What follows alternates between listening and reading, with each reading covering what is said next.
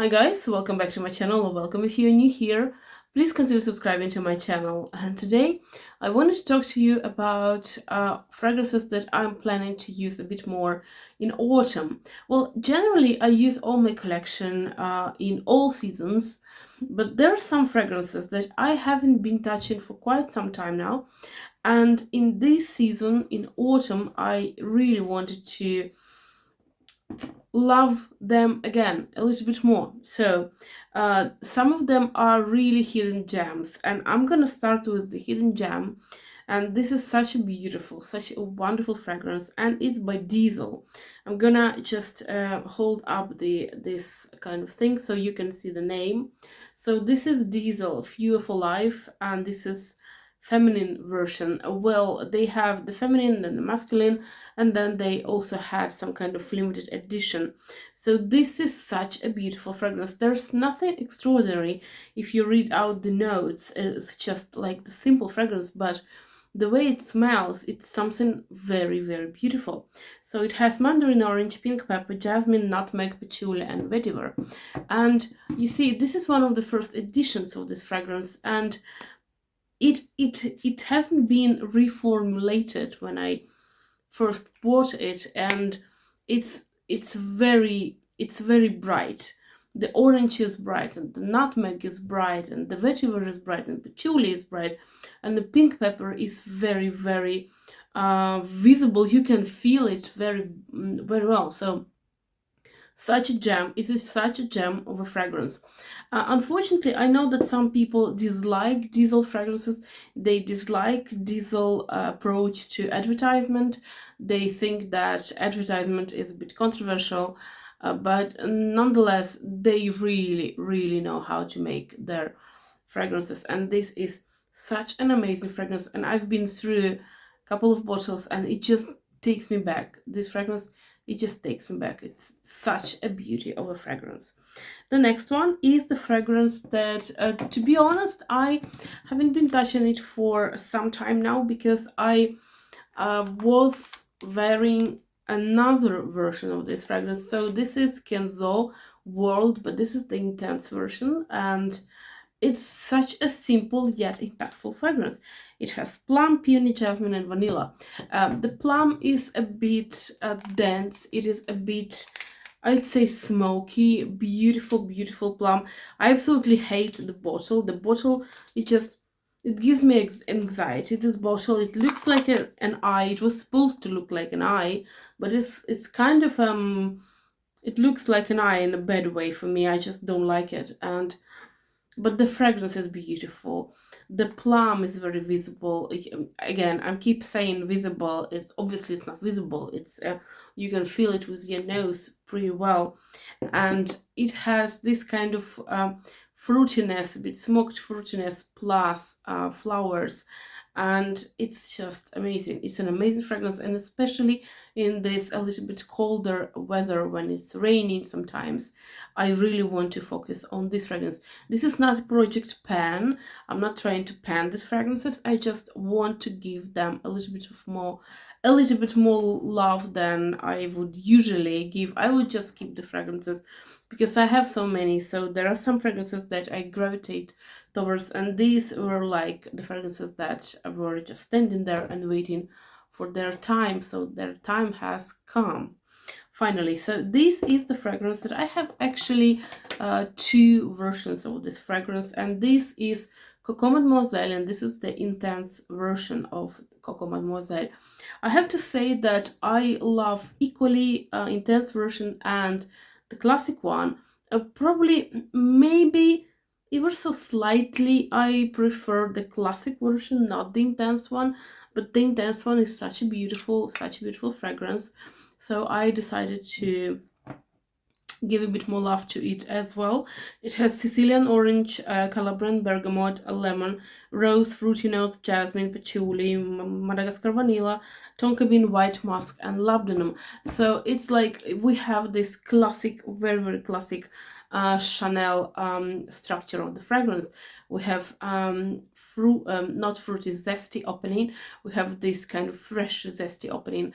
Then we do have some flowers, and then we do have some patchouli. And patchouli in Chanel, if you know this brand, you know exactly that patchouli in Chanel is very beautiful. It is not medicinal. It is not like a dungeon type of patchouli.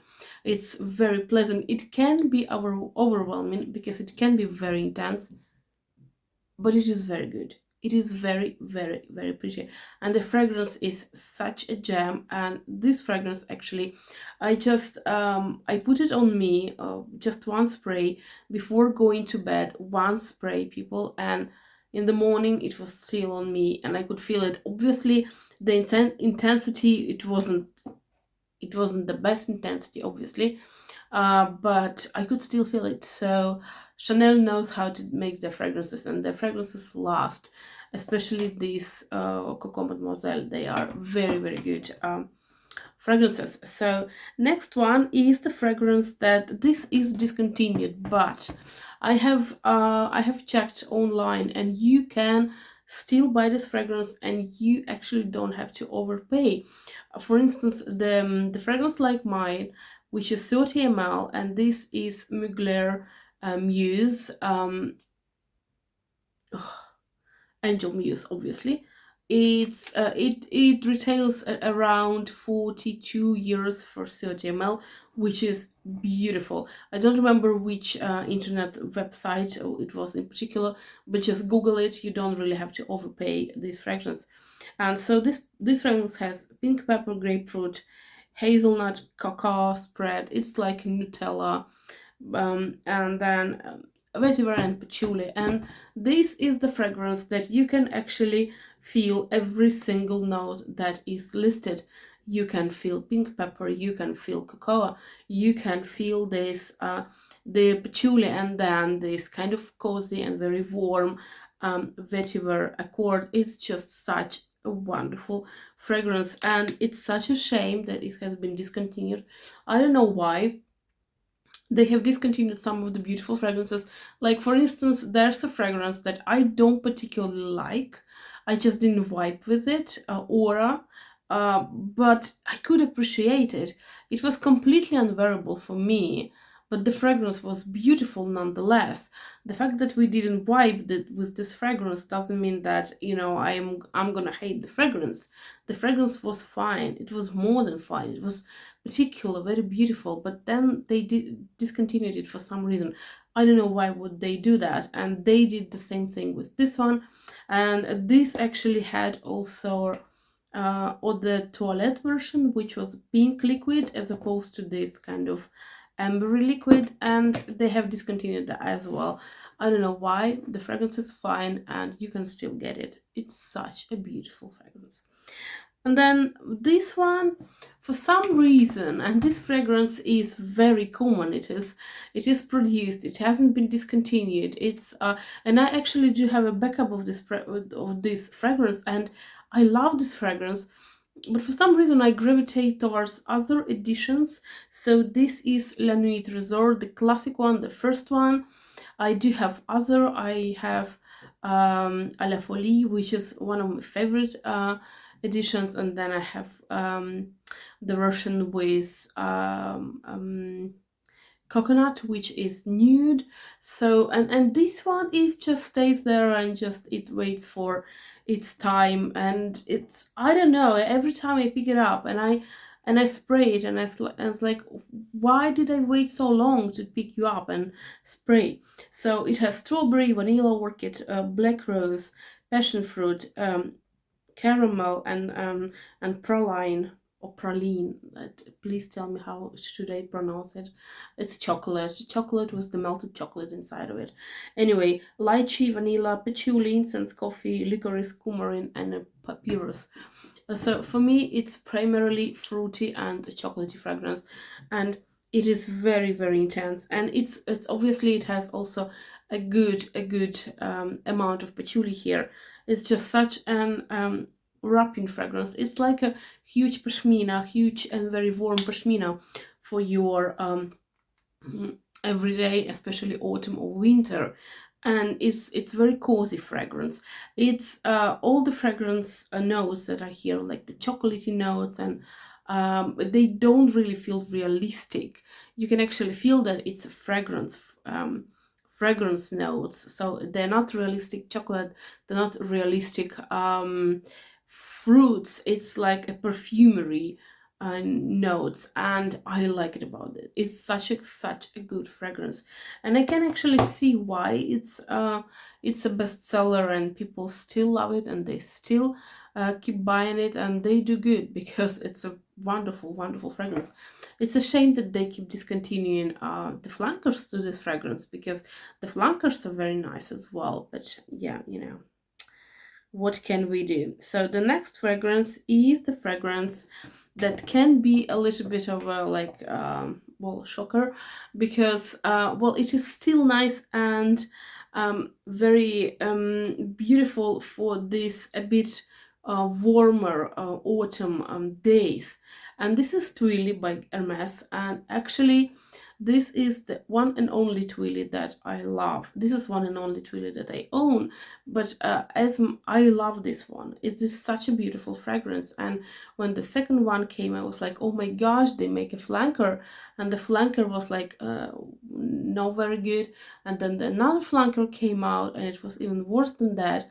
So this one is such a gem. It's marketed towards younger girls, but I don't really know why would they do it.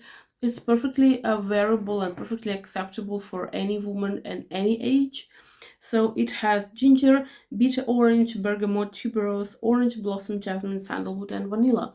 So it's very zesty white flower fragrance. It's a bit sweet, and then it has this kind of very strong, like it has a very strong note of ginger.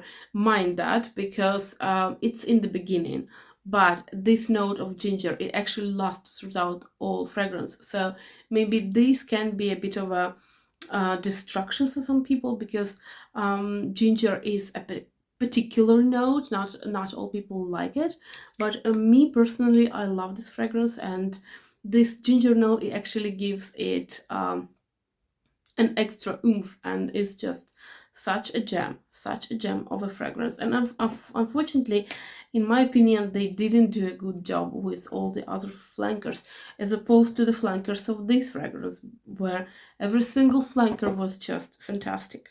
So next fragrance is again a hidden gem in my collection. Well, not a hidden gem, it's a forgotten gem, but not for me, and not by me, but so many people, they ignore the existence of this fragrance. Well, it has been discontinued, sadly, but you can still find it, and actually at a very cheap price. This is Ajan Provocateur, and this is Fatale Intense fragrance, and this is beautiful. It has licorice, dewberry, chili pepper, champaca, red rose, lotus, vanilla, leather, and amber. So it's a very sensual fragrance. It's a very, it right from the start, it just announces that I'm here. I'm here with you, I'm here on you, you spread it on me, and I'm here to stay. It has a brilliant, it's a wonderful staying power, and the protection is very good, and this fragrance is so affordable, and it's so sexy, it's so like but it's never vulgar. It's always like sexy and just a beautiful fragrance, and it's potent. It's very potent. The part with the flowers is predominant, but they also have this licorice that kind of lasts quite a long time, and they have this fruity type of section of the fragrance. So this is such a beautiful fragrance, and in general, I have never smelled fragrances from Agent Provocateur that are not good. But the majority of these fragrances are very well made. Maybe a flanker here and there. I do remember that they have the flanker that has this kind of very colorful bottle. I just don't remember the name. That was like, yeah, it was not bad, but it wasn't at the same level as the rest of them. but this is such a gem of a brand and such a gem of fragrances. Yeah, so this very, very good. So the next fragrance is the fragrance that I just have to mention it, and it's the fragrance that I actually recently got myself. This is Orange Bitters by Jo Malone, and this is the limited edition from last year Christmas. It actually came around this time of year last year, and this is, just as name suggests, it's about oranges. Sweet orange, mandarin orange, bitter orange. It has dry plum, sandalwood, and amber. So it's mainly about oranges, and we have Jo Malone, so we have Jo Malone longevity, we have Jo Malone projection of the fragrance, but regardless, it's just, I love this fragrance because, yeah, I do have to refresh it throughout the day. I have wore this fragrance just 2 times and look like I have been wearing it for a longer time because I have to refresh the sprays even like now and then because it just doesn't last on me. But the amount of good positive feelings and vibrations this fragrance gives me is fantastic. It's just fantastic because mm, imagine oranges, fresh oranges, a bit bitter oranges, and sweet oranges all together with a little bit of this kind of warmer base. This is what this fragrance is about, and I know that they keep reintroducing this fragrance every single year. So if you are if you are on a mission to find a very beautiful orange, true orange fragrance, this can be a valid alternative for you because it's so good. So these are the fragrances that I haven't been reaching for, and obviously I do have other fragrances that I've been wearing, that I will be wearing. I don't know, my fragrance Scandal by Jean-Paul Gaultier, which I absolutely love. It's very warm and honey and sweet and very, very loud. And then there's Devotion by Dolce Gabbana. There's Barbary Goddess, not the intense one. I didn't like that one that all that much. The classic one. So I do have a lot of fragrances to wear, but I really have to focus on these forgotten gems because they are really, really good. Please let me know if you have some forgotten fragrances that you loved once, but then you are focusing on other fragrances and you keep forgetting about these fragrances. Or is there a particular brand that you like and you feel like nobody's talking about?